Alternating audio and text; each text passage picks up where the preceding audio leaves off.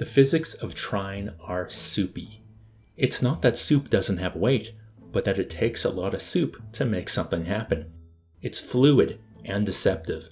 It can be tasty too, depending on its flavor. It depends on the seasoning and nourishment, and I think I've taken this metaphor as far as it can go. The player controls 3 characters with varying levels of soupy action. The wizard can create blocks that topple leisurely. The thief uses a grappling hook to swing from wooden platforms, the dismount being an annoyance as it's anything but graceful. The knight, meanwhile, engages less in swordplay and more in sword flailing.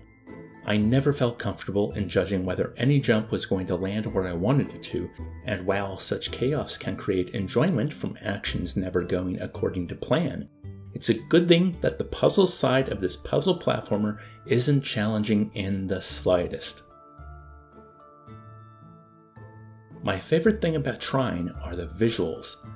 The game takes place in a fantasy setting, and the washed out lighting combined with the vibrant colors creates a dreamy haze. Everything is more impressionistic, more fairy tale. The archetypes of the 3 controllable characters as they bicker and exchange information through the levels adds to this, even though there's not enough of it for my liking. I wanted to know more about these people I was switching between, but perhaps developing them past their archetypes would dampen the simplicity of the fairy tale. My least favorite thing about Trine were all the green experience orbs I felt compelled to collect. If I collected 50, I could improve an ability of one of the 3 characters. None of the upgrades felt required to progress. They felt tacked on, to be honest, like the inventory system. I ended up only going out of my way for an orb if it took a couple of seconds to acquire it. Anything requiring more finagling, I left by the wayside.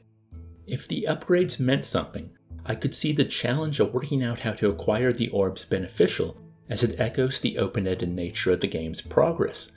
What I mean is, while certain characters are more suited to certain situations, it feels like any obstacle could be overcome by the wizard, thief, or knight with the right approach.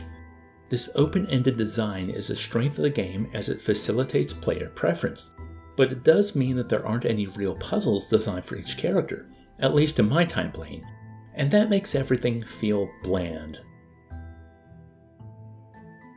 So, would I recommend Trine? No. I think the game could be fun with friends, as the campaign has cooperative multiplayer, but as a solo experience, I felt no reason to continue.